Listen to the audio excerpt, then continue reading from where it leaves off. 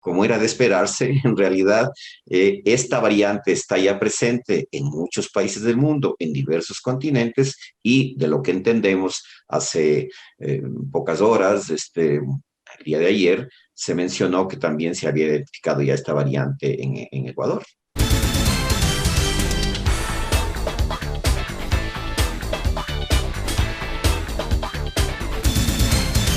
Bueno, pues es una entrevista que tengo ahora que me parece pues de lo más puntual, algo que tenemos que tratar ahora, de lo más, digamos que relevante, con el doctor Fernando Zacoto, su especialidad es salud pública. Él es el presidente de la Sociedad Ecuatoriana de Salud Pública, de hecho, y vamos a tratar la situación actual del COVID-19 y la nueva cepa que estaría ya acá en el Ecuador. Doctor, como hay tantas fake news, ayer cuando decían de la nueva cepa, déjeme mover eso acá, yo decía, ¿será, no será? En verdad ya no sabes qué creer, no sabes cómo actuar en ciertas cosas y con ciertas noticias, ¿no? Por eso usted, que es una voz autorizada, me encantaría que nos comunique a través de este medio qué es lo que está pasando con la nueva cepa. Gracias, Mariela. Bueno, en efecto, en realidad en Gran Bretaña identificaron una variante con 17 mutaciones en el virus en el mes de septiembre ya. Ahí se hizo un primer reporte, un artículo científico. Eh, Esto porque Inglaterra tiene la capacidad de ir monitoreando o vigilando esta composición genómica. Pocos países pueden hacerlo de manera Ujú. sistemática y ellos lo están haciendo, de tal manera que eso les permitió identificar en septiembre ya esta variante y luego en los meses siguientes, semanas siguientes, se dieron cuenta que la velocidad de transmisión del virus era más rápida de lo que usualmente se estaba dando con virus, digamos, sin esta variante que se daba, de tal forma que eso está plenamente comprobado y luego como era de esperarse, en realidad esta variante está ya presente en muchos países del mundo, en diversos continentes, y de lo que entendemos hace pocas horas, el día de ayer, se mencionó que también se había identificado ya esta variante en Ecuador. En Ecuador. Ahora, doctor, cuando usted dice que Inglaterra y el Reino Unido tienen la capacidad de determinar y detectar la cepa, porque tienen todos los elementos necesarios y la tecnología necesaria para hacerlo, no significa que esa cepa haya nacido en Inglaterra, que haya nacido en Reino Unido, sino que allí la detectaron. Pero Claro. puede estar ya desde septiembre igual en los 5 continentes. Bueno, como se actúa, digamos, en base a, en este caso, hechos científicos, lo que sí es verdad es de que el virus muta y se conoce que los virus mutan, unos tienen Claro. mayor capacidad de hacerlo que otras. Recuerde que en España, por ejemplo, en Europa, la segunda ola que se dio por ahí por el mes de julio-agosto se atribuía a una variante que se encontró en trabajadores del área agrícola de España que tuvieron contacto en distintos países. En este caso, efectivamente, en Inglaterra, en el Reino Unido, pues se ha realizado este diagnóstico. Vuelvo a insistir, porque hay una capacidad montada de vigilar la variación genómica del virus y esto es algo que yo vengo siempre insistiendo, es decir, son capacidades y competencias que los países desarrollan a lo largo del tiempo, no se lo hace de la noche a la mañana. Y así como se vigila la característica genómica del virus, también se vigila se hace la vigilancia epidemiológica de los casos, etcétera, etcétera, etcétera, el número de pruebas, etcétera, que lamentablemente en el Ecuador pues ha sido muy limitada esa posibilidad, esa capacidad que tenemos por una serie de razones. Entonces, ahora también, a pesar de todo eso y de que Inglaterra tenía también pues un sistema de salud bien montado, etcétera, Ujú. sin embargo las consecuencias han sido muy graves, el impacto grave también se menciona porque en los últimos años 8 o 10 años, ha habido una sistemática reducción de presupuestos para salud pública, inclusive en países europeos. Entonces, yo creo que, en conclusión, en este punto, el mundo tiene que entender la importancia de invertir en salud pública. Claro, ahora, ¿cómo se detectó la nueva cepa acá? Supuestamente está en una provincia, ¿no? Hay ciertos medios que han mantenido, digamos, la prudencia de no decirla cuál es. Bueno, yo miré que era en la provincia de Los Ríos, de hecho ¿Sí? en el Cantón Valencia, no creo que haya ninguna razón de no, pues, transmitir una noticia, digamos, con esta característica de detalle, que no tiene ningún problema. Eh, Realmente el que se hayan extremado medidas de monitoreo, de estas medidas de vigilancia epidemiológica estrecha, es lo que hay que hacer en general Claro. contra esta variante y con todos. Se dice que efectivamente se ha demostrado que tiene una mayor capacidad de transmisibilidad, pero sin embargo, insisto, es muy difícil que en el caso ecuatoriano ahorita vayamos a poder diferenciar en dónde está una potencial variante de otra. Hay que tener un mecanismo sistemático que tiene que aplicarse a la generalidad de los casos. Eso es lo que yo le quería preguntar, si capaz que acá no tenemos la capacidad montada de poder detectar cuál es una variante y cuál es otra, pues puede ser que no sea la variante. ¿Se puede identificar aquí en el Ecuador una variante en cualquier hospital, en cualquier laboratorio? No en cualquier hospital, pero de lo que yo conozco, hay dos o tres universidades que han desarrollado esta capacidad, ¿no es cierto? Y lo están haciendo. Es decir, en el caso de esta persona, perdón, que está en Los Ríos, enviaron la muestra a las universidades en Quito. Sí, creo que Guayaquil, me parece En que Guayaquil Guayaquil también hay una, sí. también Exacto. tiene universidades que como Sí. parte de su desarrollo científico lo están haciendo. Ahora, una cosa es de que pueda que pueda identificarse una muestra, digamos, un número pequeño de muestras. Otra Mm. cosa es si es que tuviésemos, y eso es una capacidad nacional en la que las universidades pueden contribuir, pero eso es una cuestión de organización de la salud pública nacional, como en el caso de Inglaterra. Entonces, es posible que en las siguientes semanas puedan ir identificándose nuevamente en otros sitios esta variante por el hecho de que la gente se mueve, se transmite fácilmente. Entonces, no veo que haya mayor razón de alarmarse, digamos, por este hecho, simplemente reforzar la necesidad de mantener las medidas que se saben hoy Claro. que son necesarias para prevenirlo. Doctor, cuando se habla de que la transmisión es mucho más rápida, ¿estamos hablando de qué? De que si yo ahora estoy con una persona que está con la nueva cepa, los síntomas que yo adquiera de ella del coronavirus o de él del coronavirus, pues van a ser inmediatos. ¿Cuál sería el tema? Perdóneme, ¿puede repetir la pregunta? Sí, a ver, ayer un amigo me dijo, le dio coronavirus, ¿no? Y me dijo, no, yo creo que yo tuve la nueva cepa. ¿Pero por qué? ¿Por qué tuviste la nueva cepa? No, Porque es que fue rapidísimo. Yo tuve esa reunión, al otro día ya estaba enfermo.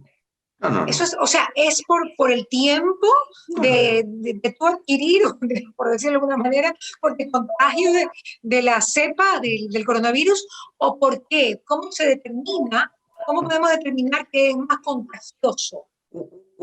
A ver, el hecho de que sea más transmisible o contagioso es una cuestión de carácter colectivo, poblacional, no es una cuestión individual.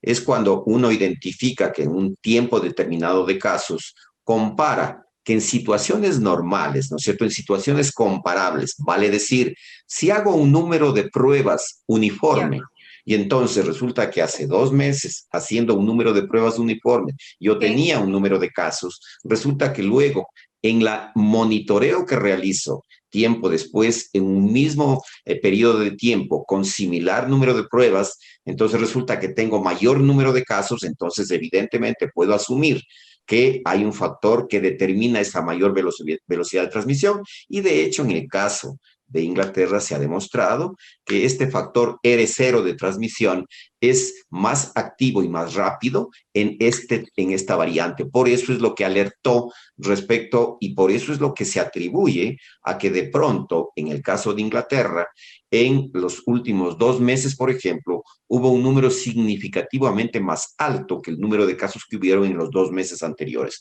Pero insisto, esto es en el caso primero de una uniformidad de pruebas. En el caso ecuatoriano, infortunadamente, tenemos una gran variabilidad en cuanto al número de pruebas. Resulta que no tenemos una cuestión estándar que permita decir que sistemáticamente realizamos un número más o menos semejante. También tenemos aquí el problema de que siempre estamos viendo la película de 15 días atrás, porque hay siempre cerca de ahora mismo 60, 70 mil pruebas represadas que no pueden reportarse, digamos, con la actualidad del caso, de tal manera que no creo que haya base suficiente para decir que alguien por alguna sintomatología piense que estuvo afectado por esta variante. De hecho, de lo que yo miré en las noticias, la persona que le identificaron, el paciente, no es que tenga ningún síntoma preocupante, ni mucho menos. Inclusive hasta los familiares tienen cierta duda de que pueda haber, atribuirse, digamos, al hecho, porque entiendo que vino en los primeros días de diciembre, el 10, 12 de diciembre de viaje, y luego creo que enfermó ahora en el 31 de diciembre, en los primeros días, en fin.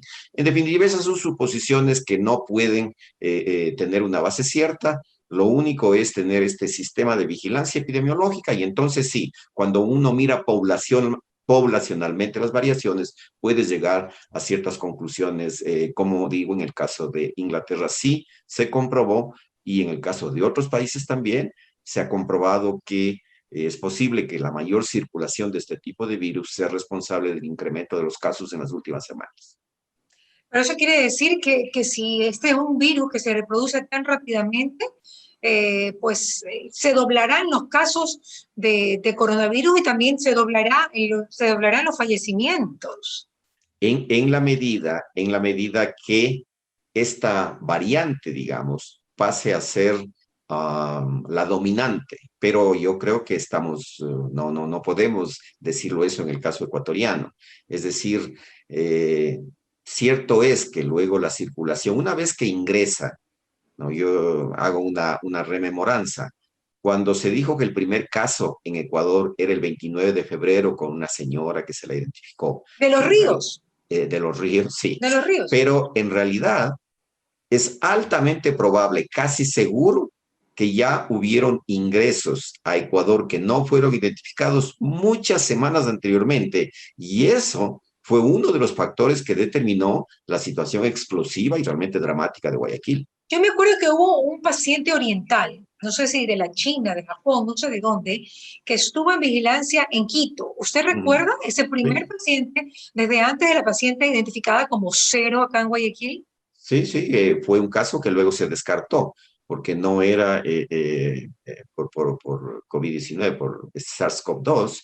¿Pero se Y descartó o sí, sí. simplemente había desconocimiento y no se lo pudo identificar adecuadamente?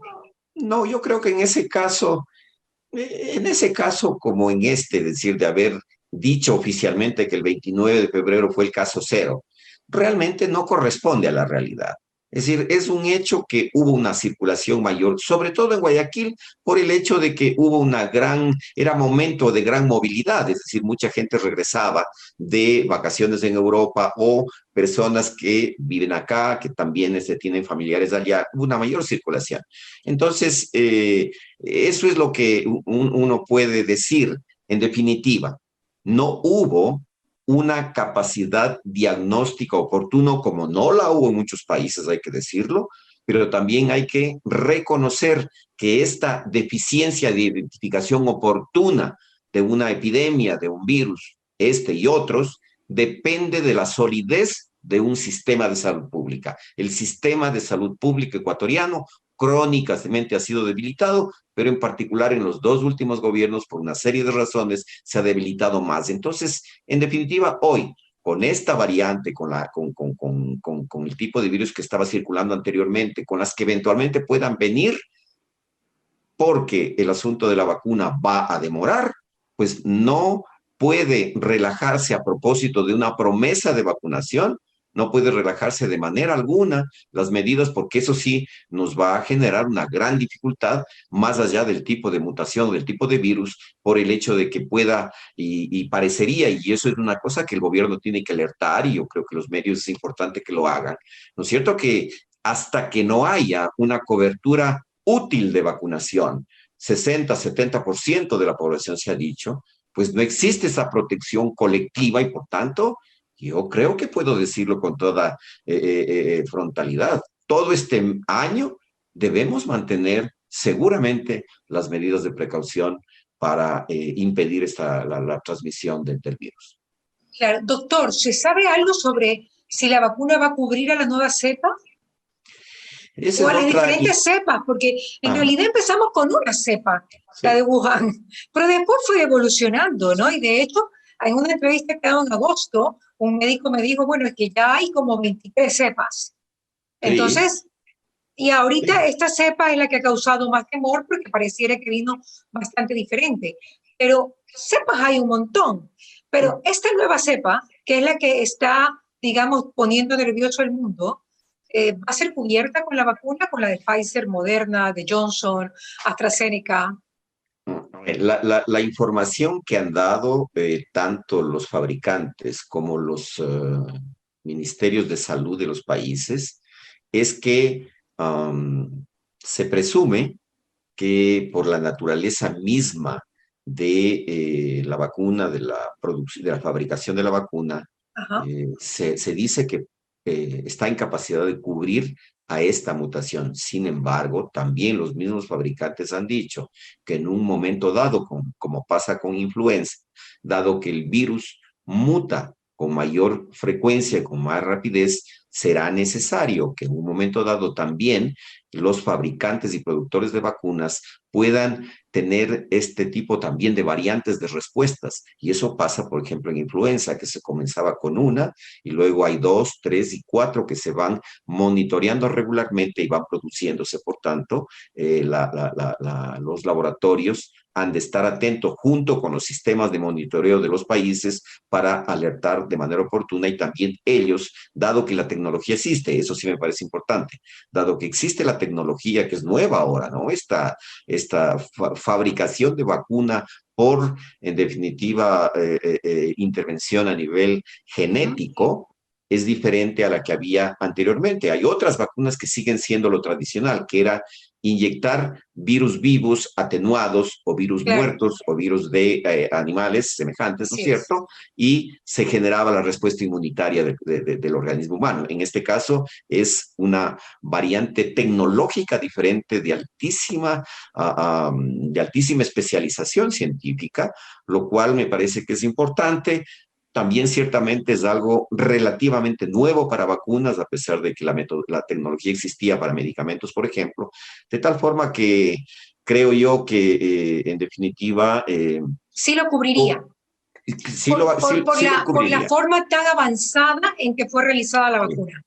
Sí lo cubriría y en caso de que existan otras variantes, oportunamente tanto los organismos internacionales de salud, los organismos nacionales de salud, como los laboratorios pueden tener el tiempo suficiente para hacer adecuaciones en su fórmula original para que proteja contra Claro. otros tipos de virus. Claro, o sea, adecuaciones, pero eso implica otra vacunación, ¿no? No otra vacunación, sino que dado que ya existe una matriz de intervención genética, pueden hacer algunas variantes. Obviamente ese es un proceso, insisto, de alta especialización científica, virológica, genética, pero Que hay existe que la darla. tecnología, eso es lo importante. Doctor, ¿cuántas vacunas están viniendo al Ecuador? Bueno, de lo que yo miré, se entiende que la próxima semana llegan 50.000 dosis, es decir, para 25.000 personas. De lo que entiendo, hoy vi una entrevista con la representante de Pfizer para Latinoamérica. Ella no precisó el número de vacunas que llegaban, lo que indicó que es progresivamente irán llegando a partir de marzo. Fue muy cauta en señalar, por ejemplo, en asuntos de precios y también en asuntos de ¿Por qué? volúmenes de compra.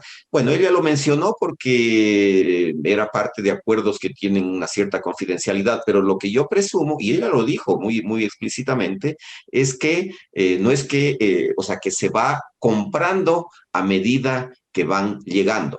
Entonces, que hay una promesa de compra-venta, podríamos así decirlo, de un número que no se ha dicho. El gobierno ha dicho que 2 millones de dosis.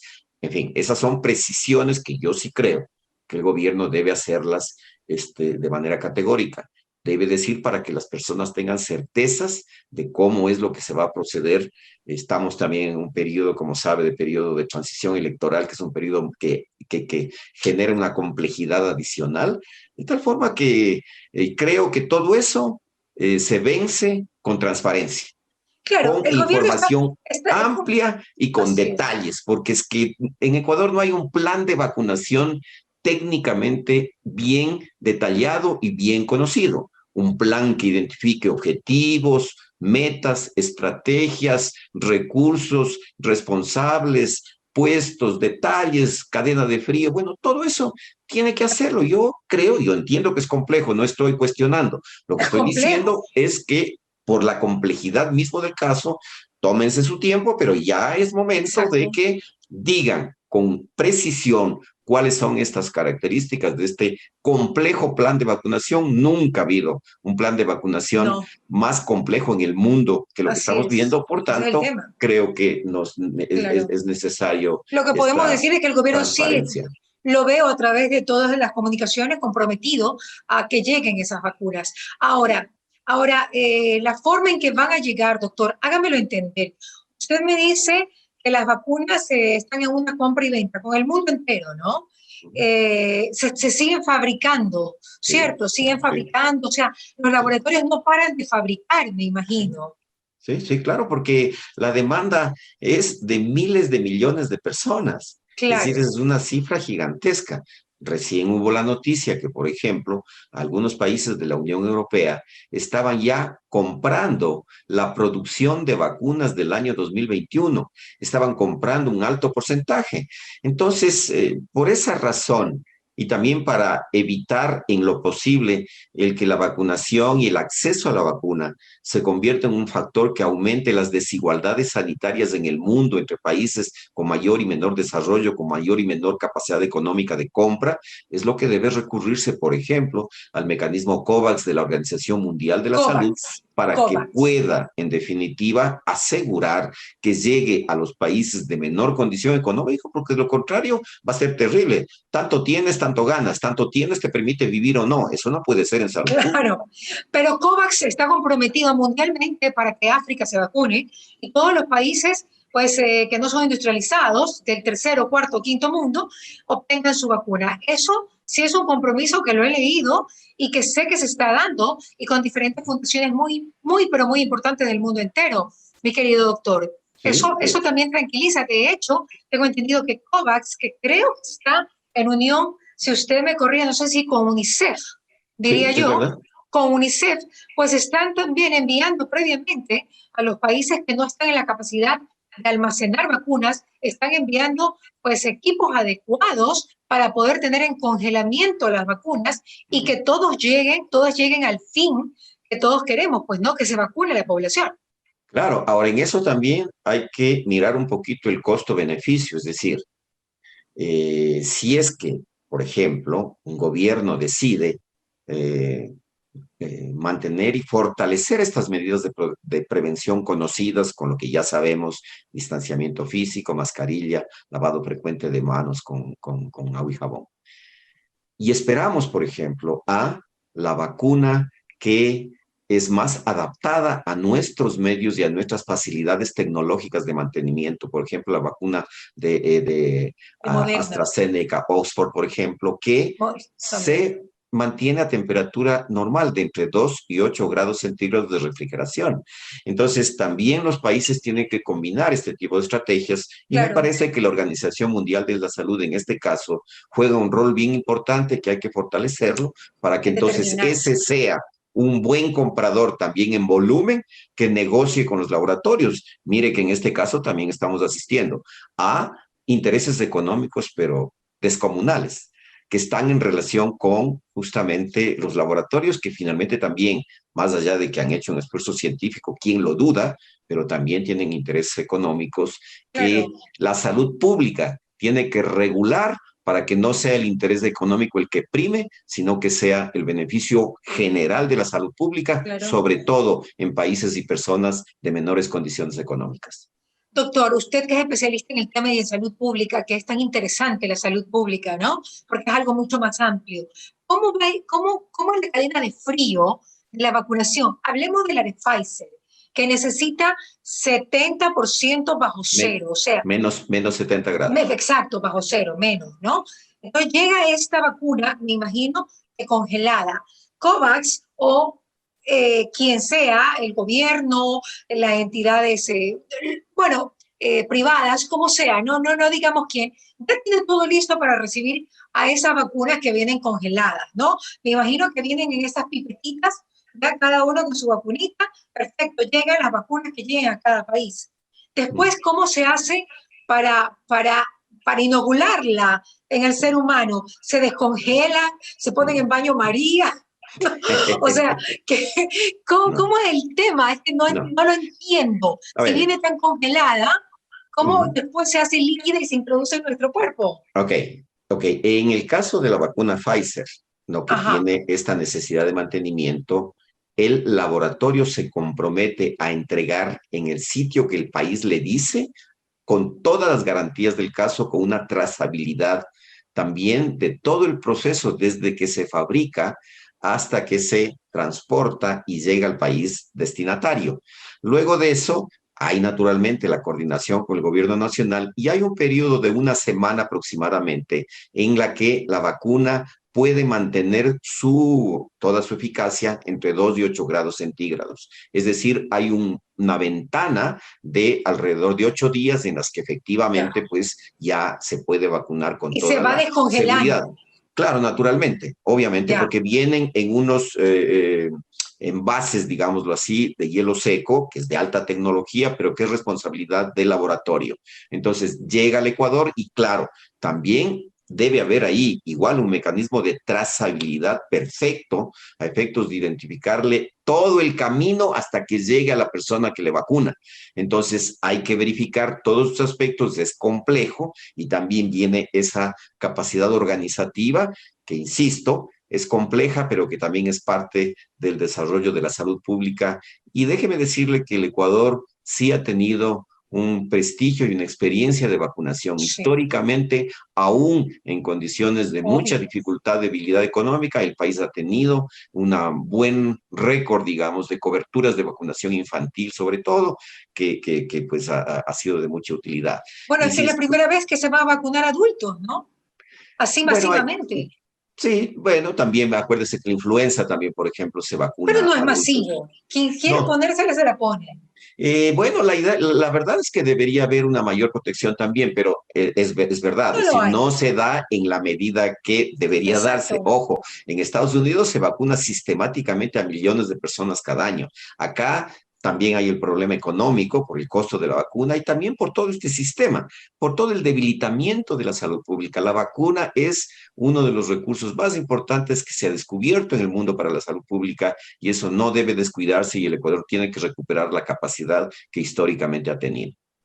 Entonces quiere decir que de ahora en adelante tanto los gobiernos nacionales como locales en el mundo entero tienen que tener planes constantes de vacunación sin parar. Absolutamente. Porque obviamente como la vacuna no sabe si dura 1 año, 2 años, ya pues termina de vacunar a todos y ya empieza otra vez el otro año que se necesita vacunar otra vez. Es decir, ahora sí es verdad, no vamos a parar nunca con el montaje y el aparataje que tenemos que tener para las vacunaciones de ahora en adelante. Claro, y lo que usted dice es particularmente importante, Mariela, porque eso es lo que Ecuador tiene que recuperar y potenciar. Si usted tiene una red de unidades locales de salud, barriales comunitarias, a 10, 15 minutos de su casa, y en realidad debería ser para todo el país, pero digamos que sobre todo en los barrios, en las comunidades de mayor necesidad, de mayor vulnerabilidad, debería haber. Entonces, toda la vacunación no tiene que ser parte de una campaña, tiene que ser de un programa regular en el que sea común, corriente, que si yo tengo ese equipo local de salud que tiene a su cargo, digamos que 500, 600 familias, ¿no es cierto? Tiene 2.500 personas a su cargo. Yo puedo saber perfectamente entonces cuántos niños tengo para vacunar, cuántas madres embarazadas para vacunar, para controlar, para hacer controles nutricionales, etcétera, etcétera, etcétera. Esa base es la que tiene que fortalecerse y en Ecuador no se ha fortalecido como debería haberlo hecho. Y entonces, de hoy en adelante, esto tiene que servir, y me da la oportunidad de decir que tiene que servir para un acuerdo nacional por la salud pública, Mariela. Mire que esta es la primera vez en la historia del Ecuador y del mundo, y en el caso ecuatoriano, que se discute el problema de salud pública entre los temas que les dicen a los candidatos. Resulta que ahora estamos hablando de salud pública como Es antes verdad. nunca se hablaba y era la última rueda del coche y la cenicienta de las políticas. No puede seguir, tiene que enseñarnos y tiene que haber lecciones Verdad, aprendidas. verdad. Bueno, siempre el Ministerio de Economía y el de Finanzas ha sido como los más importantes, ¿no? Y ahora el Ministerio de Salud es el que tiene que ser el primero en todos los gobiernos del mundo. Bueno, lo de los ministerios de Economía y Finanzas, Son importantes, no en digo que base no. de, sin duda, pero en Claro, base de esas políticas generales, políticas de exacto. Estado que no pueden cambiar, tiene que entender, y los gobernantes y los decisores políticos y también la empresa privada tiene que comprender que sin adecuada salud no hay posibilidad de desarrollo y por Así tanto es. tiene que priorizar y dentro de los recursos que sin duda son limitados, tiene que atenderse con particular relevancia a la salud pública. Y yo creo que tiene que ser un aprendizaje que realmente ha sido muy doloroso con tantas muertes, tanto sufrimiento que se ha dado, pero tiene Doctor, que de enseñarnos para y respetar, para reconocer la importancia de la salud pública. y con tanto miedo que tenemos, que eso es lo que realmente nos tiene mal, el hecho de tener tanto temor, ¿no? Tanto temor de lo que puede pasar, porque es una lotería, definitivamente es una lotería. Doctor, quiero retomar un ratito algo que usted dijo que me llamó, que me pareció interesante. Llega la vacuna congelada, y tiene más o menos unos 7 u 8 días para descongelarse. Estoy hablando como ama de casa, estoy Sí, hablando sí, de una manera práctica, ¿no? Que yo sí, me sí, entiendo y yo sí, sé que la gente me entiende. sí, sí. Descongelarse por 7 para que cuando se descongela entre esos 7 y 8 días, la vacuna no pierde su composición ni Sí, sus atributos para salvar vidas. O sea, sí, entra, pero si se pasa de ese tiempo, así, puede ser que nos estén vacunando de repente de una manera inadecuada. Es decir, con que hay que compaginar hasta el timing, el famoso así, timing. O sea, llega, te vacunas, hay que hacerlo. Por eso es sí, importantísimo tener la colaboración también de los gobiernos locales y de las sí, comunas y de los sí, barrios. sí, Es un tema de claramente, todos. claramente, además con otra complejidad adicional, que a la misma persona tengo que vacunarle 28 días más tarde. Exacto. Entonces, hay todo un proceso Y logístico ahí donde no te vacunes otra vez, no, no funciona, pues. es O sea, decir, ya no va a tener el desperdicio. grado de protección que Claro. se tiene solamente cuando se tiene las dos dosis. Claro. Doctor, ya para finalizar, usted que es especialista en salud pública, ¿qué opina sobre el tema de la desinfección de calles? Porque la OMS, ¿qué dice? Mascarillas, distanciamiento, lavado de manos. Son tres cosas que son sumamente efectivas. Yo acabo de estar en Europa y me hizo un PCR. Yo estaba muy nerviosa, me salió negativo, gracias a Dios, pero créame que yo soy exagerada en el cuidado, yo estoy con mi alcohol, yo estoy con mi doble mascarilla, o sea, una fuerte y tal, y no, o sea, con el cuidado que tuve, no me contagié. Y claro, estuve dentro de la burbuja familiar, yo sabía Claro, que estaban libres dentro claro. de la burbuja familiar.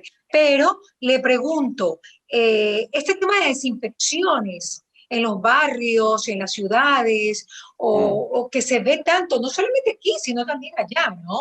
mm. ¿Funciona? Bueno, en realidad quizás tiene un efecto marginal.